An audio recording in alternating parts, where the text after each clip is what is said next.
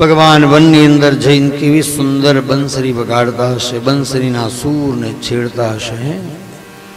વામ બાહુ ડાબા હાથના ખભા ઉપર, ડાબો ગાલ ટેકવી, ડાબા હાથના ખભા ઉપર ડાબો ગાલ ટેકવી અને બંસીના અંદર પ્રાણ પૂરતા હશે. ભગવાન એ સૂરને છેડતા હશે.